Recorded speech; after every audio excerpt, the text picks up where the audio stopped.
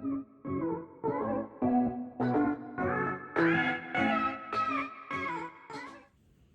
guys, and welcome back to my YouTube channel again.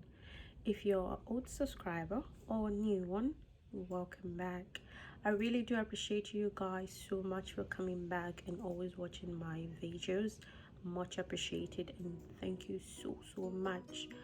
So today I've created, you know, another look for you guys. It's just something quite simple for you guys to, watch and enjoy. So if you guys like this video, give me a thumbs up, comment, subscribe, share with your friends and family. And without further ado, why don't we jump into the video for today, and I'll catch you guys real soon on my next YouTube tutorial. Bye for now. See this lip butter raspberry rose?